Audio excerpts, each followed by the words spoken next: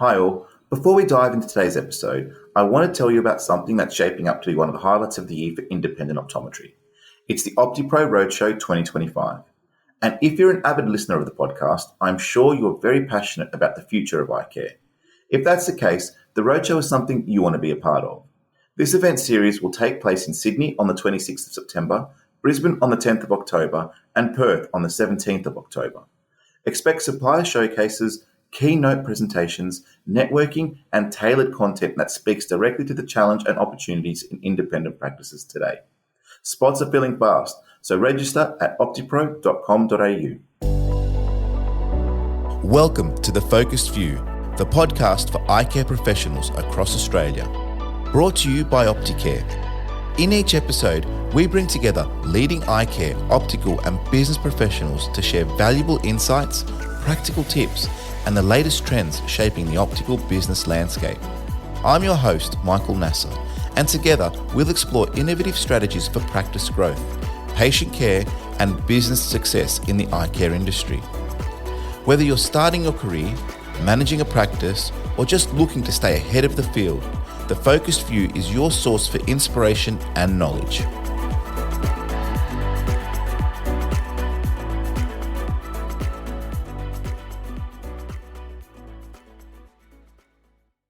In today's episode of The Focused View, we're stepping outside the optical industry to explore an issue that touches every small business owner, mental health.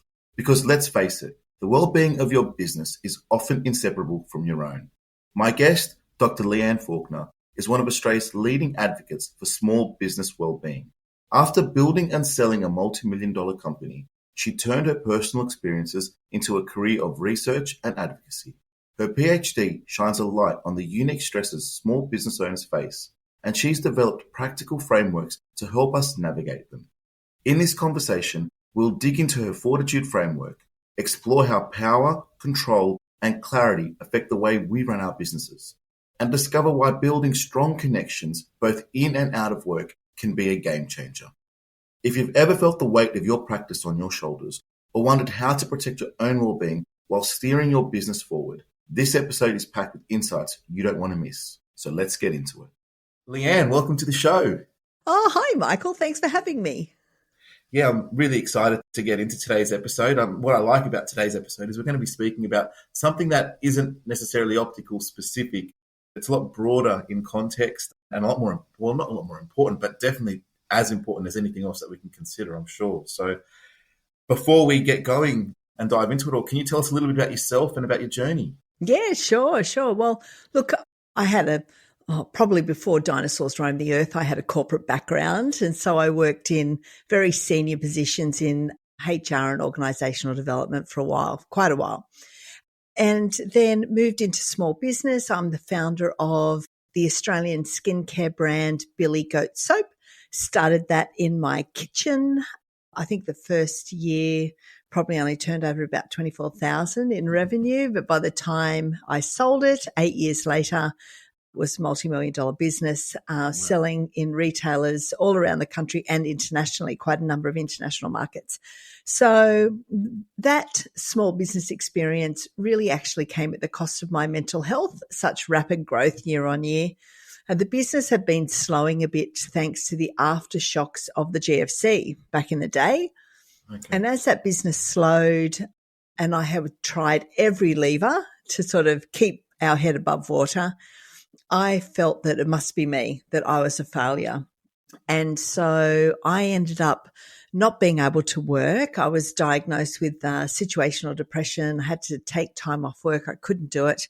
And during that time when I had insomnia, as you often do when you feel depressed, I would sit at my computer and type in small business owner and depression, entrepreneur not coping, small business owner feeling anxious, just to see what was out there that might help me.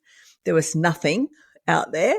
There's a lot out there for sports people, a lot out there for the general public. But if you're an entrepreneur or you're a small business owner, there really wasn't anything. So that kind of put me on this journey. And for the last 12 years or so, I've worked as a small business mental health advocate and also worked as a lecturer teaching small business growth for the University of Newcastle.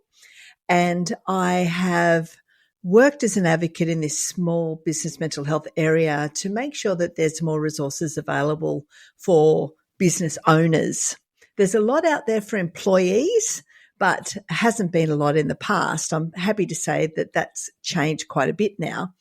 And then in the last 5 years, I've actually gone off and done a PhD specifically looking at what are the unique stressors or challenges that face us as small business owners. What does that mean and what can we do about it? So I guess to sum up, probably someone you don't want to sit next to on a plane, pretty focused. Well, maybe you do. Maybe you do. I don't know. People say to me sometimes, I'd sit next to you. And I go, oh, that's nice. But really, I've had this very much this vision or focus on the mental health of business owners as opposed to employees or the general public. And Fortitude at Work how did that come to be and what part of the journey was that sort of incorporated and what does that do?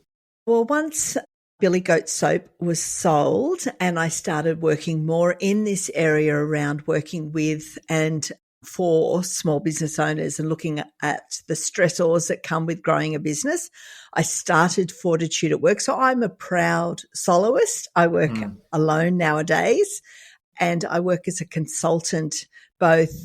I've done quite a lot of advisory work. So any of those sort of mental health business programs, I've probably stuck my nose in there somewhere along the line.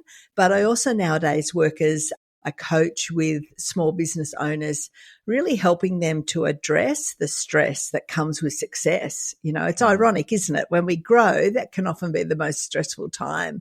Yeah. So many decision points there. And I know we're going to get into this, Michael, but that sense of power and control can really shift the longer you've been in business. And that's an area that really needs to be addressed. Yeah, and definitely something we'll unpack as the episode unfolds. Something that you've said along the lines in the conversations that we've had to this point is that well-being in business is misunderstood. What does that mean for you? What does well-being in business actually mean? Well, I think too often we either see it as, in the business, we see it as things as simple as, you know, you get a day off on your birthday, or I'm going to share a fruit basket, or I'm going to pay for everyone to go and do yoga. But in fact, it's far more complex than that. It's got a lot to do with the way we work at work and the way jobs are designed at work. And even though we know a lot about this in large organizations and for employees, I think the same can be said in very small businesses and even when we work alone. And so I think it's also about understanding that particularly in small business and micro business, which would be, 5 or less than 5 employees. That's the ABS definition.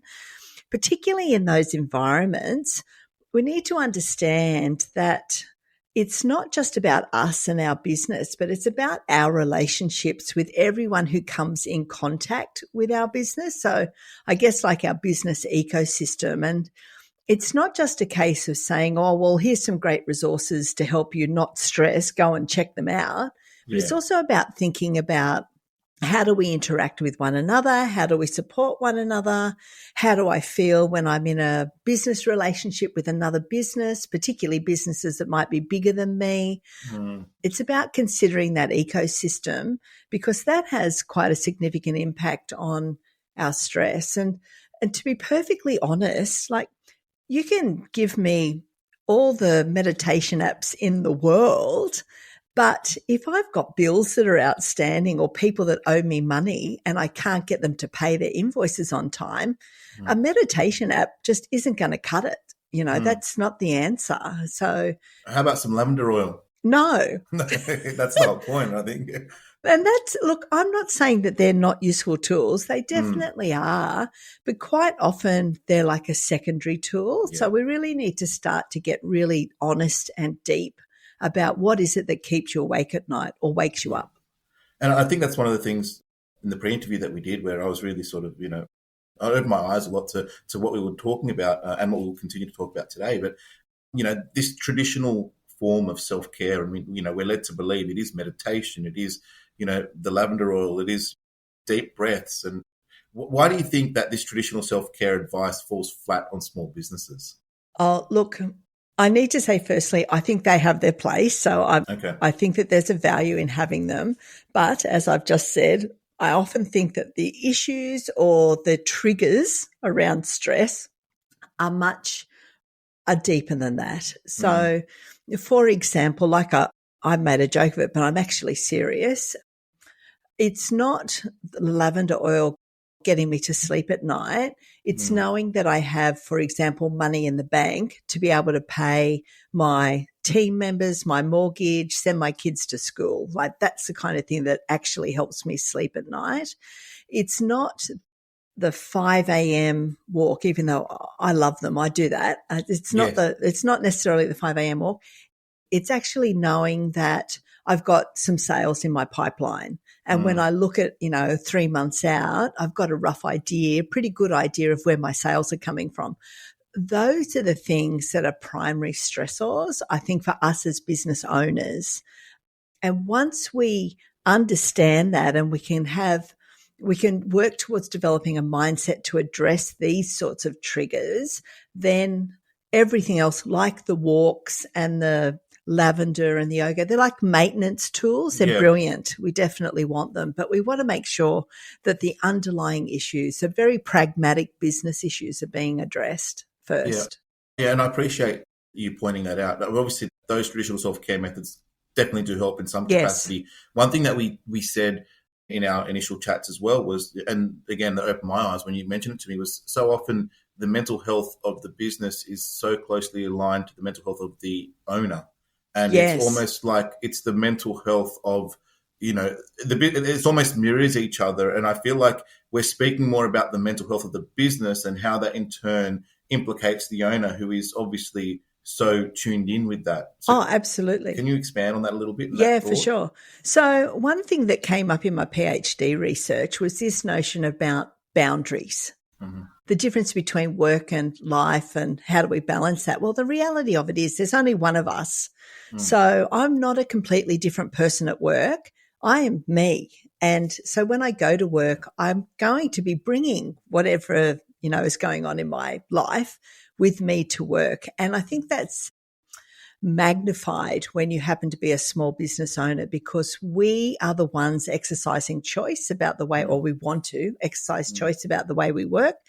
And sometimes you might think it's great to have a lot of freedom around how we work because we're the boss and we own the business. But sadly, sometimes that freedom means, I've got the freedom now to work 16-hour days and not 8-hour days. Well, that's not really freedom, right?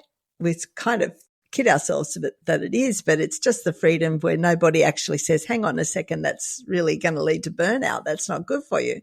So understanding this, we are who we are and what we bring to work. And if the small business owner is not feeling mentally well and strong, and look, mental health lives on a continuum. So we all go up and down. We all have good days and bad days. And I'm not talking about chronic diagnosed mental health conditions. I'm not talking about that. We need to see a doctor. We need a formal diagnosis.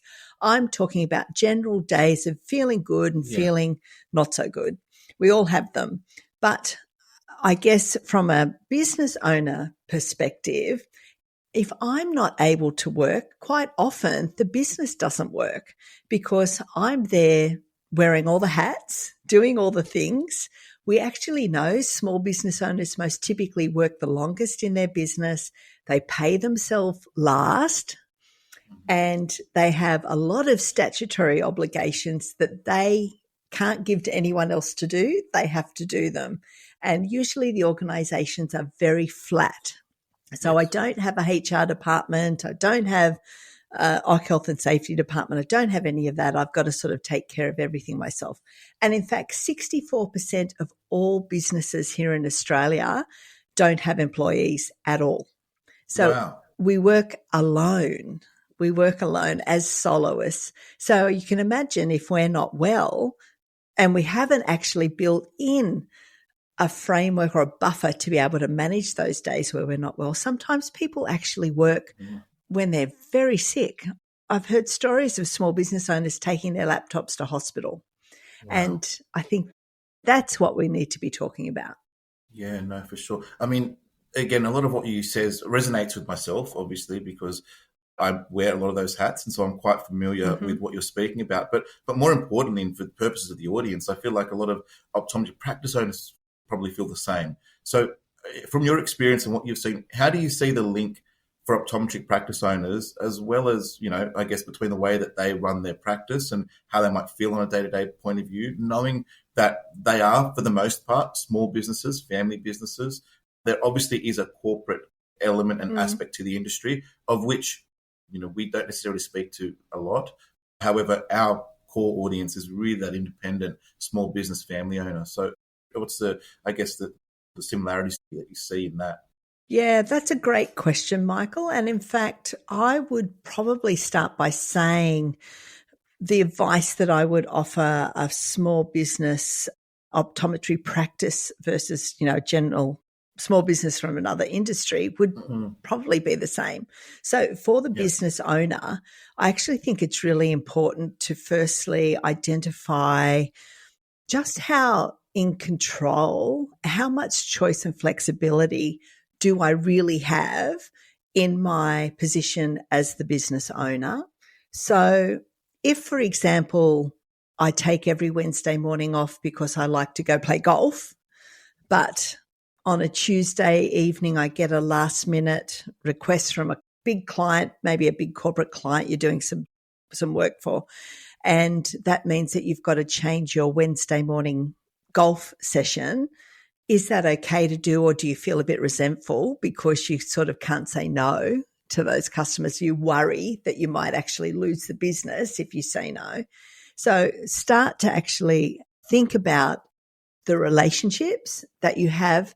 If a staff member is unable to come to work one day because they're unwell, how does that affect the business? What practices do you have in place to be able to cope? Are you beholden to that staff member? Do you have systems in place to be able to cope without that?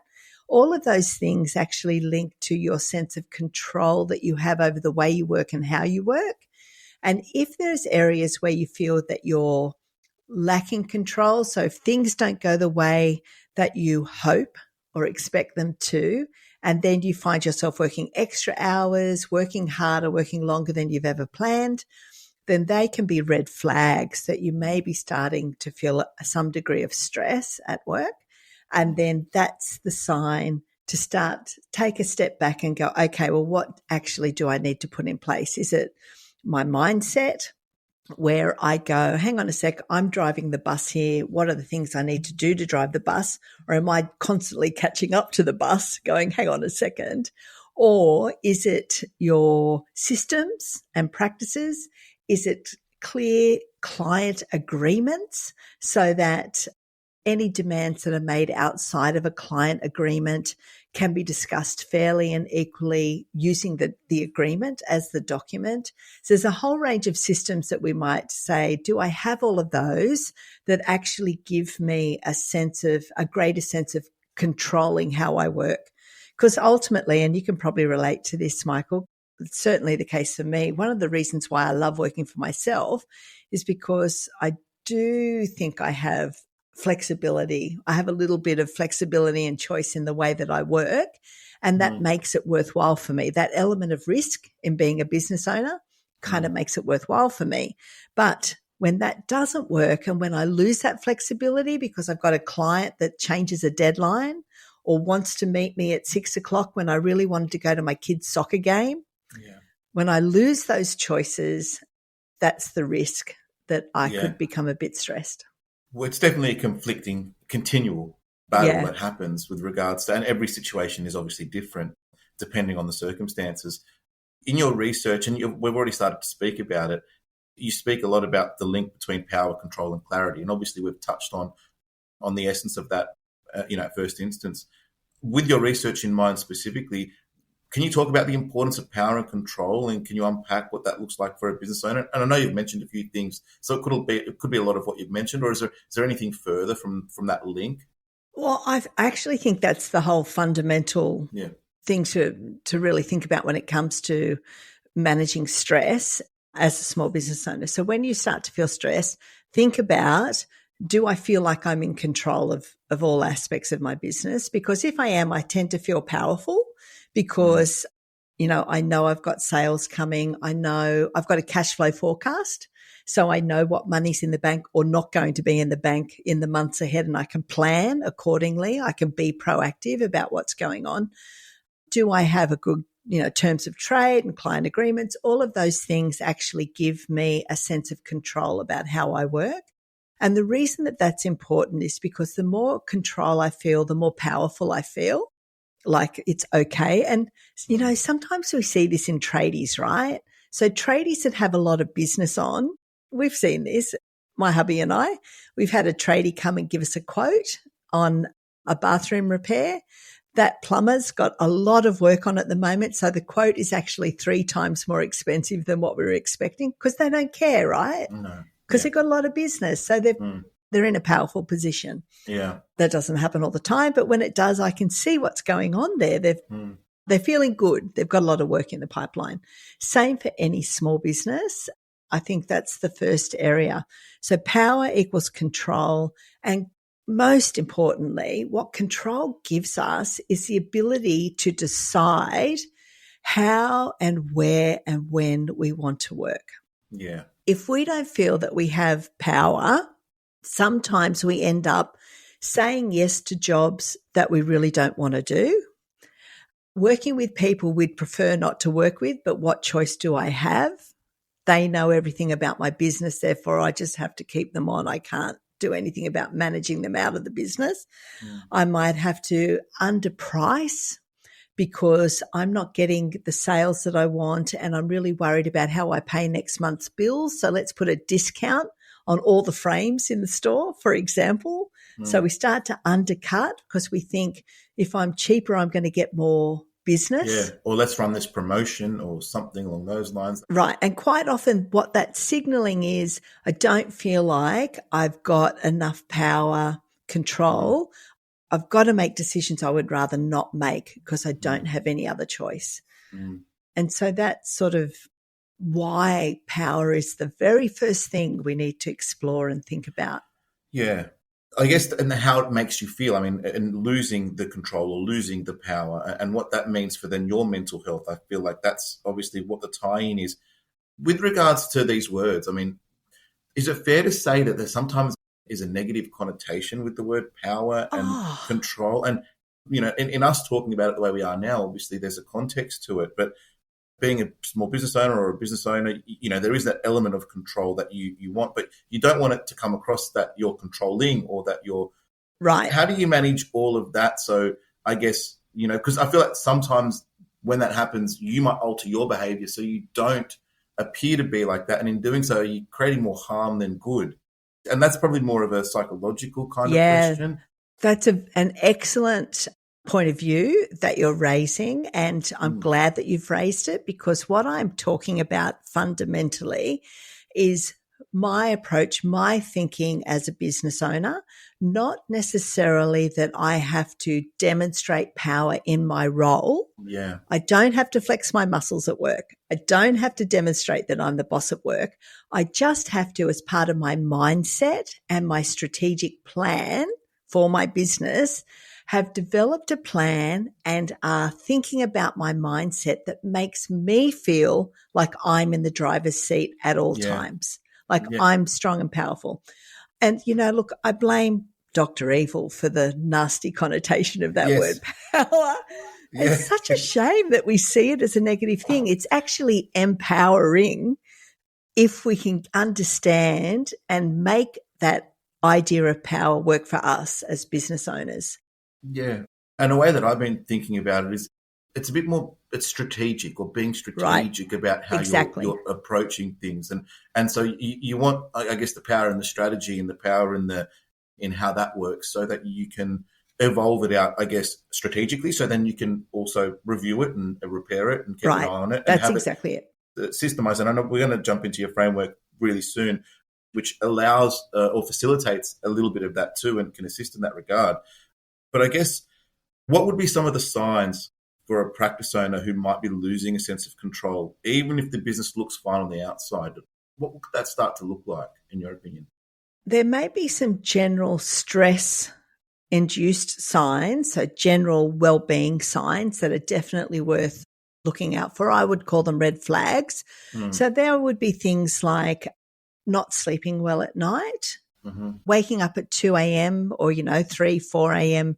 worried about the business, going to events like family events, let's say, your son's football or soccer, and your body's at the event, sitting in the chair, and your mind is at work.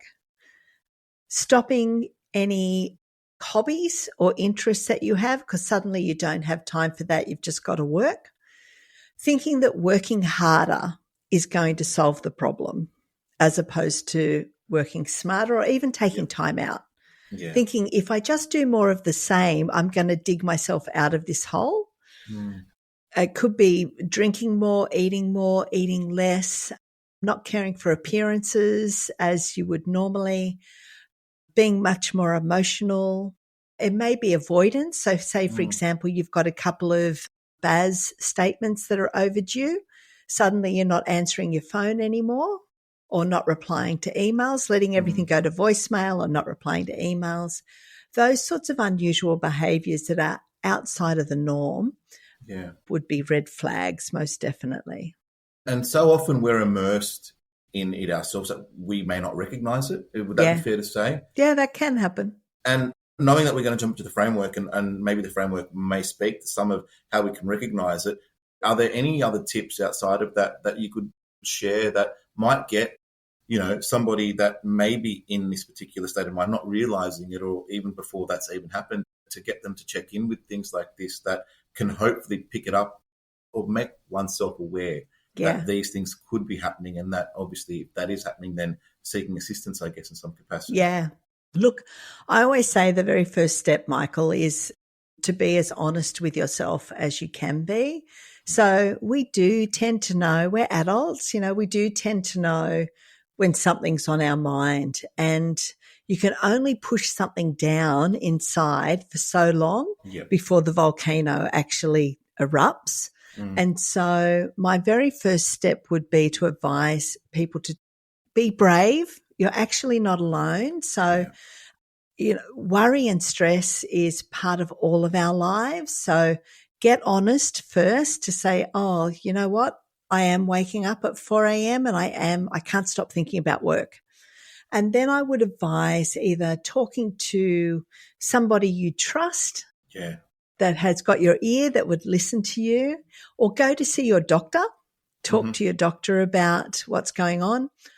Call Lifeline, speak to a trained counsellor at Lifeline, and just check in. You don't have to be in crisis, by the way, to talk to someone at Lifeline. You just call for a chat. Well, you imagine you want to get in before the crisis occurs. So the good thing about that is, and there's no taboo in that at all. Do what you've got to do, so you're avoiding it. Oh, exactly. Right. There's an excellent service too, I should say, which is hosted by Beyond Blue, but it's called New Access for Small Business Owners. All right. And I love it. It's a free coaching service. You get 6 free business coaching sessions with business coaches who understand what it's like to be in business, but they also have some mental health training and education behind them. So they're great to talk to because they'll get it straight away. Yeah. And then they'll also be able to identify if perhaps you need some more formal help and support, or if it's just, a business ear. Yeah. And they'll refer you to someone else if needed. I would call them, they're great. So what's the name of that service again? It's called New Access for Small Business Owners. You can Google that. It's a long term, I know. Google it and you'll find them. We'll put it in the show notes as well, as we often do with that and the other things that you've mentioned there. So if anyone does want to check that out, they can do that. Jumping on to the next thing, the Fortitude Framework. Now I know that's a proprietary framework that you have created. Yeah, it is. Based on your research. So can you walk us through this framework and what are the key pillars about it? Yeah, I can. It's been a bit of an iterative process. So Michael, you might be a bit surprised. It's sort of evolved a little bit since last time we talked. And that's only because I've done so much work with small business owners and really worked on the model quite actively. So there's 3 key pillars that I think if we're I guess as we're growing a business, at that point of growing the business, it's very different when you're a startup, right? Because when you're a startup, if you're working 60 hours a week, that might be a badge of honor because you're getting a business off the ground. But if you've been in business for 5 years or more and you're working 60 hours a week, that's a very different story. That's a very different perspective. Sure. So really, I guess it's about as you grow a business.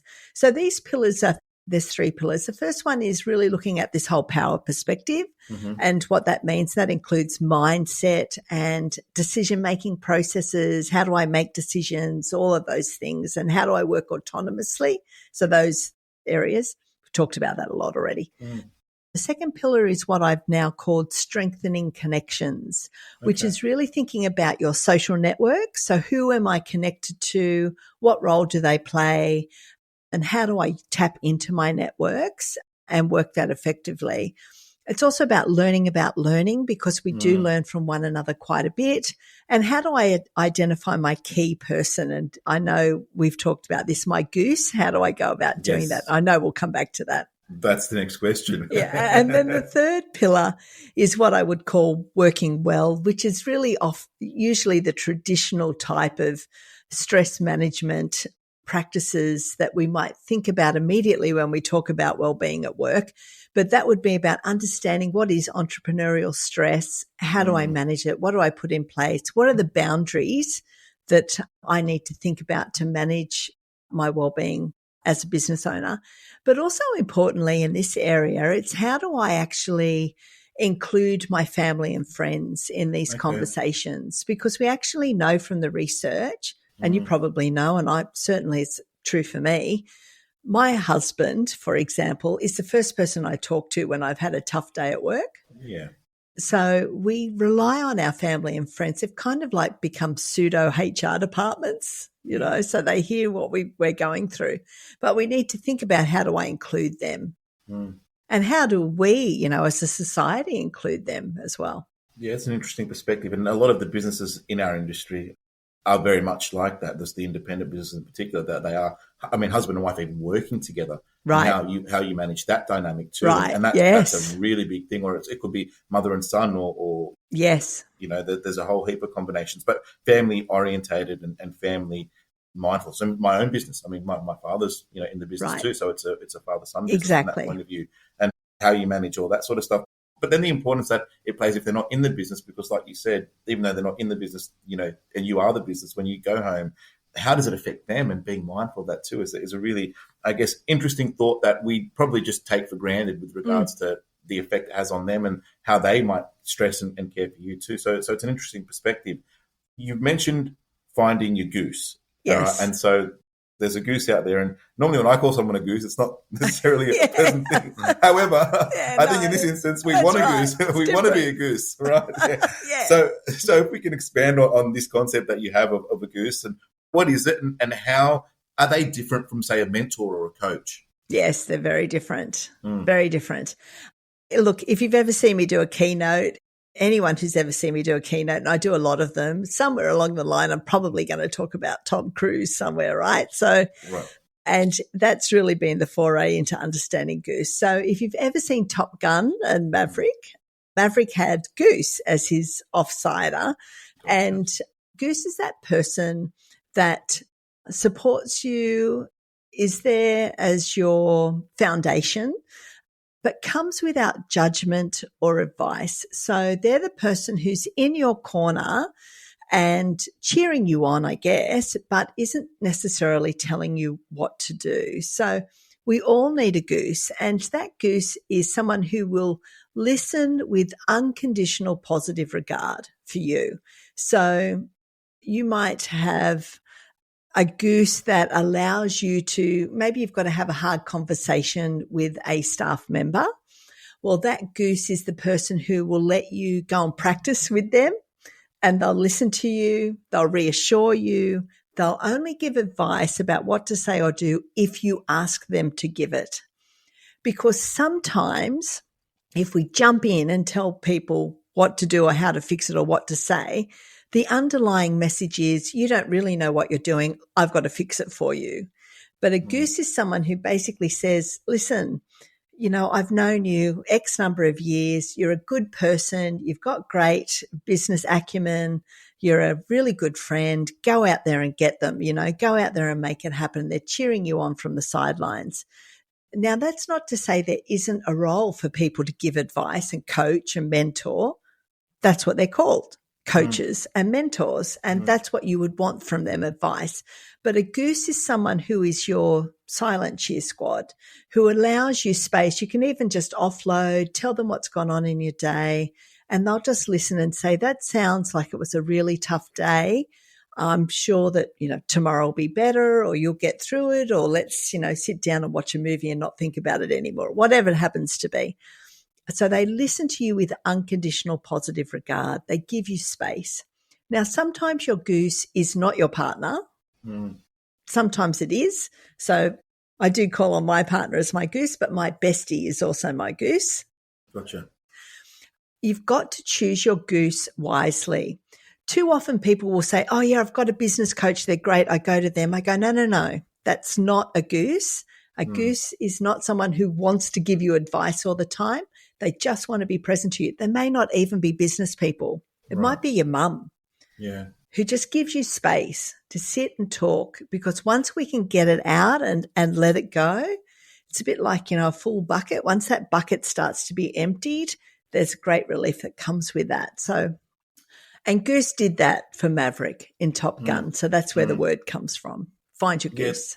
It's your trusted friend or trusted person that you can, be open and honest with, and not, I guess, feel like you're being judged or feel like there's anything happening there in that regard. They're just a sounding board, I guess, for lack of a better term. Right.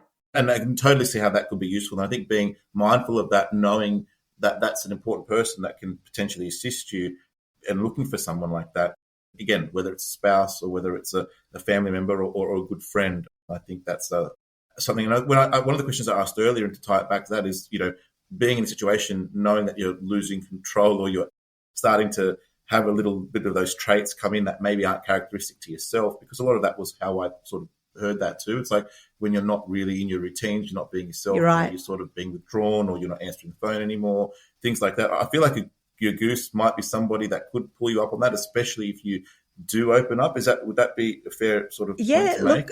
That may well happen. Like a goose may say, by the way, something that I've shared a lot with other groups is, a goose might say, oh, look, we're talking about a topic here that I'm not really sure how to help you, Leanne. Like I'm not sure what to do here, but how's about we call Lifeline? I'll put my phone on speaker. Yeah. And let's talk to them together and see what they think. And that opportunity to be able to do that, because they'll answer the phone and introduce themselves and say hi. And then you can say, hi, I'm Jane. I'm sitting here with Leanne. And this is what we're talking about, where you get that bit of expert insight, but you're doing it together. They're still supporting you along the way. So they don't have to be a counsellor. In fact, like we've said, it's just about listening, really. It's not about giving advice. But if you were inviting them to give advice, and that's a great way that they can navigate that themselves. So and I guess speaking about these pillars, and we'll refer to them throughout for the duration of the podcast, but for someone running a busy practice, I mean, how can they start building out their own support structures, I guess, in a practical way, leveraging, I guess, the information that you provided so far? Yeah, I think a really important part of it is like this platform that you're providing, Michael. It's about listening, learning along the way. Michael Gerber, who wrote the E-Myth, he's the one who really coined the phrase about being able to work on your business and not in the business, and making time to be able to do that. We talked earlier on about it's about having a strategy. It's about being able to take some time out and develop that. And I think I would encourage small business owners to set time aside. My husband and I, we do at the start of every financial year, we have a weekend away. He's got a small business. I've got a small business. Okay. So we actually have a weekend away. We kind of write our own business retreat, just the two of us, and we do some strategic planning. It's an opportunity for me to say, these are my goals. This is where I want to go. He says the same. How can we support one another? What can we do? But that only comes if you make the time to do that. I run a book club, and at the moment we're reading Who Not How by Dan Sullivan. And he says in that book, when it comes to business and strategy, for business owners, it's the difference between playing chess versus playing checkers. Okay. And I think that's a brilliant statement. It's about how do I really get strategic about the way I run my business so I feel good about my business. And that's definitely a chess game, isn't it? It's not checkers. Absolutely. Checkers is whatever comes along, but chess is clever. It's strategy. very clever. Yeah. It's that word strategy that's popping up again. So if we look back to your work with business owners, and you've mentioned, that you've been working with a few lately, and obviously that's been changing the pillars around and developing them since we last spoke. What are some of the main things that you see, within the pillars or just in general that are risk related, I guess? Yep. That tend to keep people up at night. Yeah, look, I think I've touched on a few. So most definitely, what are the key things I need to know about my business that helps me make really good decisions? I think that's a really important one. So, for example, Xero just released their small business report last week it was. The accounting platform Xero? Yes, the accounting platform Xero. It's available on their website, definitely worth checking out. The thing that surprised me significantly about that report is that only 30% of all small business owners surveyed actually have an exit strategy. And I would see that as a major risk factor. Because what an exit strategy does, and you might not be planning on exiting for 10 years, that's fine. That doesn't matter. That's the strategy, right? That's right. And what you would be doing is if you have an exit strategy in mind, that's what I did for Billy Goat. Once I had that exit strategy, any decisions I made along the way about growing my business, the question was, will this help me achieve my exit? And if the answer was no, then it probably wasn't a good decision to be making at the time. Yeah. So definitely not having an exit strategy, I think, is a risk. Absolutely. Not understanding your numbers well and not making time to understand your numbers is definitely a risk because really if we're not selling our most profitable items the most often to help fund the kitty, then what are we doing? So if we don't even know what our most profitable items are, our most profitable frames, our most profitable services, if we don't actually really understand that, how are we making strong decisions about sales strategies even? So understanding that becomes really important. Knowing the financials is really important. Having clear terms of trade and client agreements are really important. All of those things are actually equal stress reduction. So that's the kind of, I guess, risk analysis I'd be looking at. Do I have these fundamentals? Do I know these fundamentals in my business? I'd start there first. And then, of course, there's the obvious risk management process about where's most of my work coming from? Am I too dependent on one or two clients? What happens if they fall over? What do I do? Dependency. Yeah. There's a question I've got that specifically on that while we're speaking about it, and it goes to I guess one of the other I guess aspects that could keep people up at night, and it's to do with lack of sales diversity and dependency. So dependency on team members or dependency on customers. Now, I guess for context, optometry practices invariably, majority of their sales are coming through the sale of frame and lenses. Again, everyone's a little bit different, but for the general, because it's a bulk build component, which is the eye test and the consultation, there is obviously a limited scope for income from that point of view. It is bulk build. There are more and more independent practices specifically that are starting to private bill, which means that they're taking a fee for the consultation, which is definitely the way to go. But that's a matter of opinion. But ultimately, again, in the nature of our business, it's not like we can sell T-shirts or I'm sure you can try, but don't know how successful you'd be, or you can't sell other things. So the diversity with regards to sales diversity, it is relatively limited, but there is a whole heap of things that can be done within the context of the industry. But I guess just keeping that in mind for context, how does that lack of sales diversity or team dependency or dependency on customers quietly erode a business's well-being? And I guess what are some tips that we could do to kind of avoid that? Yeah, great.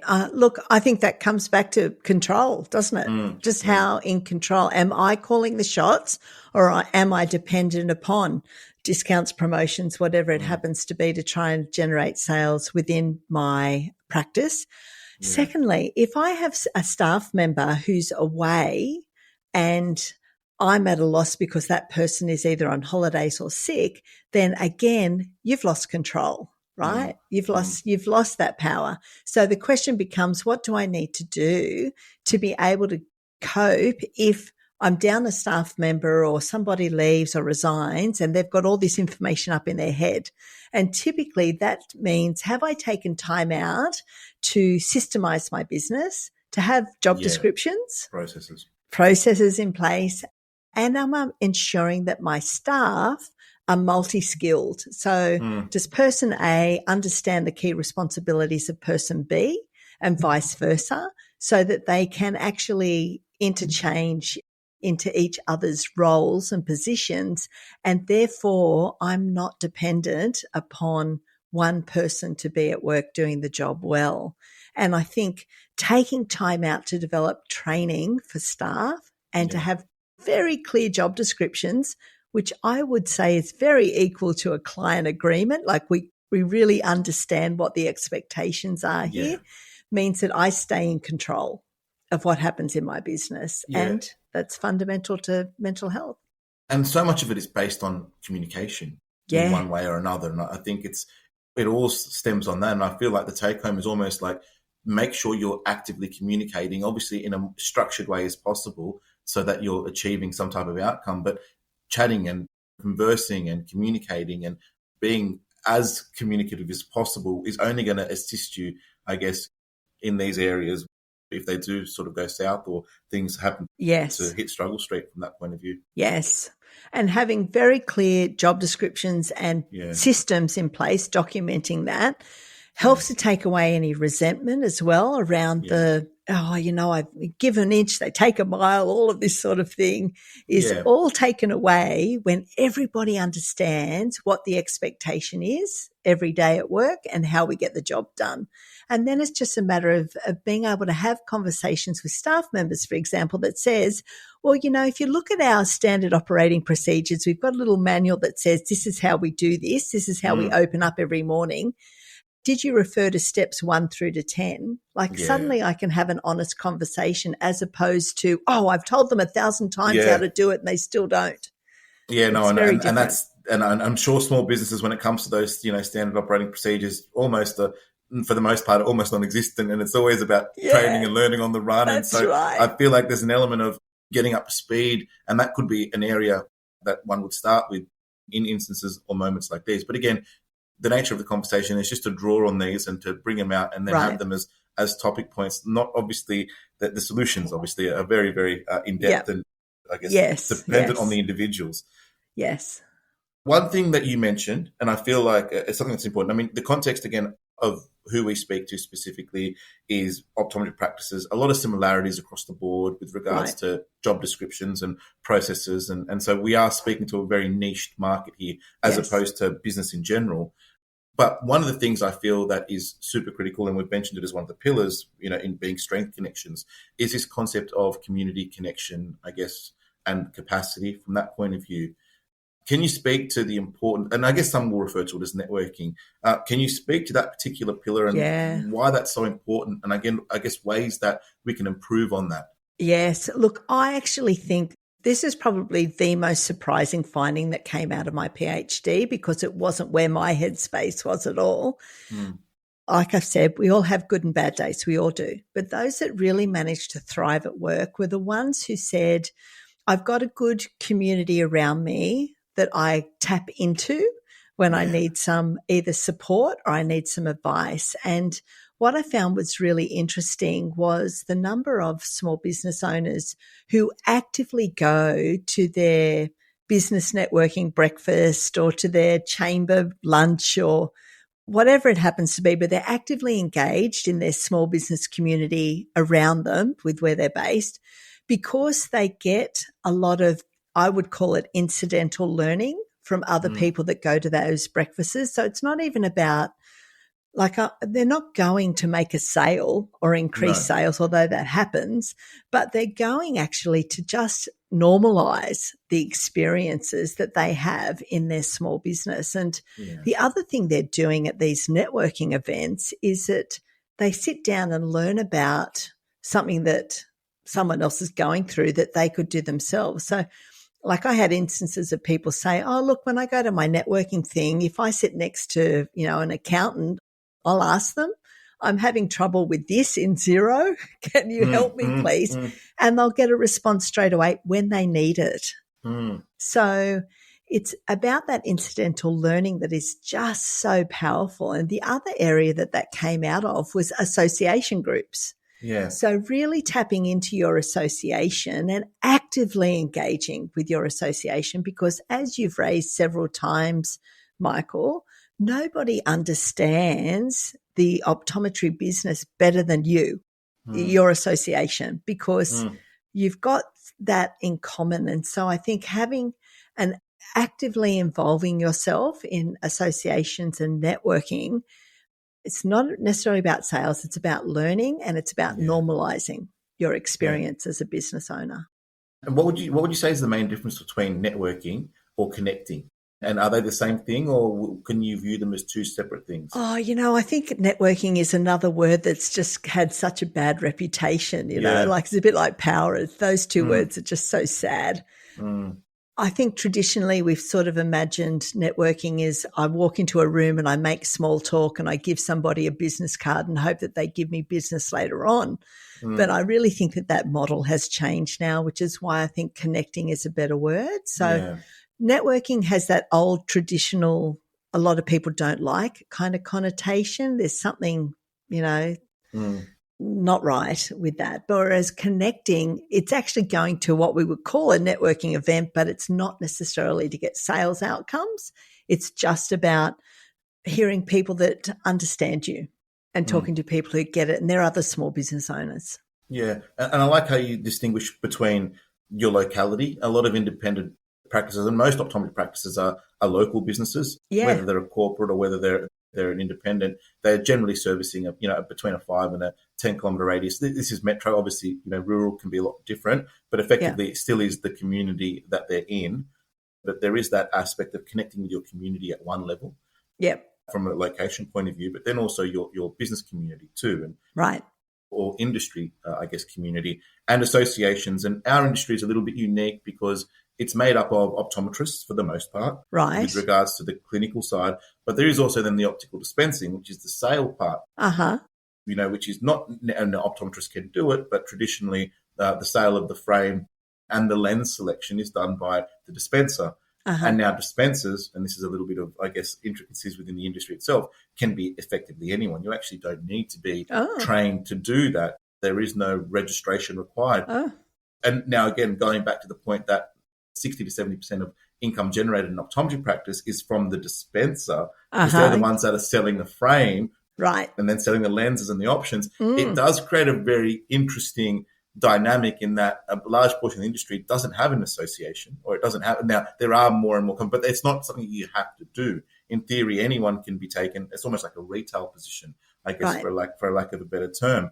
But there is more and more with regards to our industry, with groups and associations, and I'll mention a few of those in the comments and in the notes so that people can refer out to them. But I think having that context that there is two types, I think is really critical, and working both of those, I think, is a really positive thing. And maybe that's where you find your goose too, potentially. Could well be. Yeah. Now, as we sort of start to wrap up today's conversation, which I've really enjoyed, it's definitely a little bit of a different context to the conversations I have, but it's just so important when we're speaking about mental health and our well-being and our mindset. Yes. If someone is, listening today and they're realizing, I've been neglecting my mindset a little bit, I've been neglecting the well-being, a lot of things that you're saying, or not even a lot, maybe there's been a few things that have resonated with me. What's one small step someone can take that can, get them in the right direction or get them working on this particular aspect of themselves? Oh, look, there's so many opportunities really, but I think it comes down to learning in whatever way works best for you. So, for example, I run a book club, right? So I was asked many times to do it. It's just business books, but we take 8 weeks to look at just one book. So there's no pressure around that. So it might be learning, and there is no doubt that the more skilled and confident I feel as a business owner, the more power I have, the more decisions I make, right?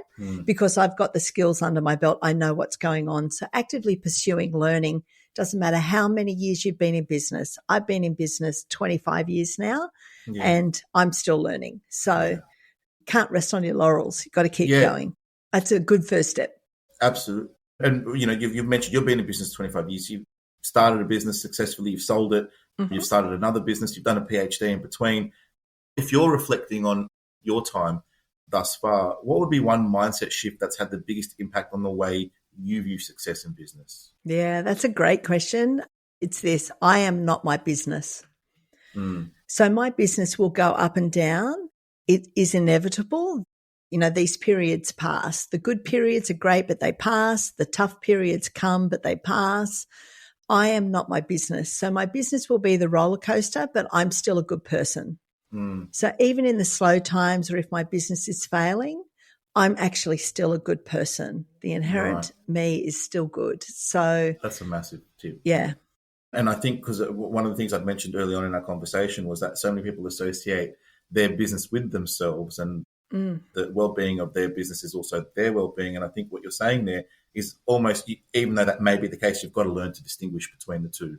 Yes. Your business is going to go up and down. We all know that, right? It's inevitable. With good times and lean times, that happens, but it doesn't mean that you're a bad person or a failure or you don't know what you're doing. That's actually incorrect. Yeah. Now, you mentioned book clubs. You mentioned a book club, and you mentioned books, and I'm interested to learn about that in some small capacity. And the question I have is, what books would you recommend for, business people or, small business people specifically? You did mention one. Maybe I can get you to mention that again. But are there any other books, I guess, that anyone can go and seek out just from your experience that have been, impactful to yourself?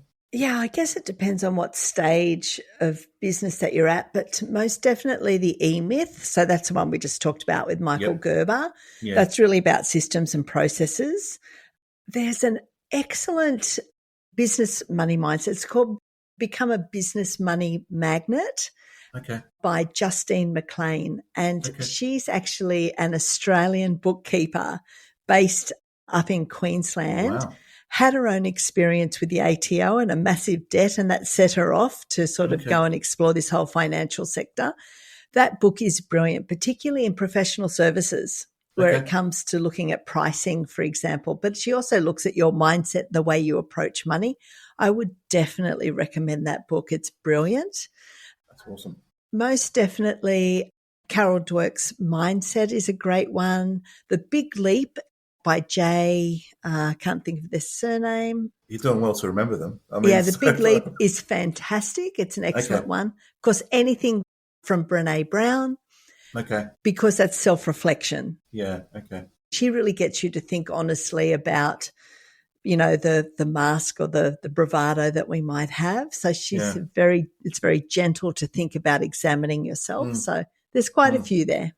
Yeah, no, I appreciate that. And we'll put those in the show notes too. And I feel like you've given us so many insights and tips from that point of view that, people can go out and learn more or reach out to those respective, services or books, because, that's, again, the essence of the podcast too, is really to share information, to share knowledge, to get people it's that one thought, it's that one trigger, and all of a sudden it snowballs into something else and for the better and to improve oneself as an individual, as a business owner. I feel like, these are the conversations that can help, and hopefully in some capacity it's done that. Definitely with regards to what you've mentioned today, it's been phenomenal. So if there's anyone that's listened who's resonated with what we've discussed, how can someone reach out to you? How can they contact you? How can they find out more about what you do? Yeah, sure. Well, you can go to fortitudeatwork.com.au. You'll find me there. You'll find details of the book club there. You can book an hour coaching session with me without any long commitments. So you can just do a single hour at a time if you want to. Or you can do a longer program where we address these 3 pillars over 3 months. So all of that is in the throes of all being made available via the website. Or you'll find me on LinkedIn as well, you'll definitely track me down. Leanne Faulkner, Dr. Leanne Faulkner. The only person I make call me doctor is my husband. But anyway, you'll find me on LinkedIn. Yep. And you're more than welcome to connect with me there as well. So I'm very active on LinkedIn too. Cool. And we'll have those links available in the show notes too. So if anyone does want to reach out to Leanne, feel free to jump on the show notes and see those and click away and get in touch with Leanne. But Leanne, thank you so much for your time today. It's been really insightful and I've really enjoyed the conversation. Oh, thank you so much for having me. It's been a terrific conversation. I've loved the questions and I've loved thinking about your industry specifically, Michael. It's been great. Cool.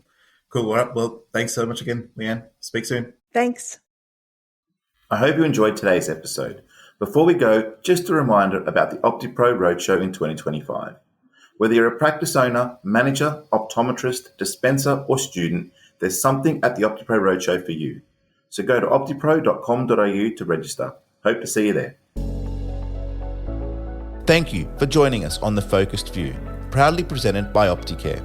It's been our privilege to share the insights and stories that resonate deeply with the eye care community. We hope today's episode has not only inspired you, but also armed you with the practical strategies and innovative ideas to help you enhance your practice and professional journey. If you found value in our conversation, we'd be grateful if you could leave us a 5-star review on your preferred podcast platform. And share this episode with your colleagues. It helps us reach more eye care professionals like you and grow our community of visionaries. Stay connected by subscribing to The Focused View and visiting our website www.thefocusedview.com.au for additional resources and episode summaries. We look forward to your company again in our next episode. Until then, keep focused. I'm Michael Nasser. Bye for now.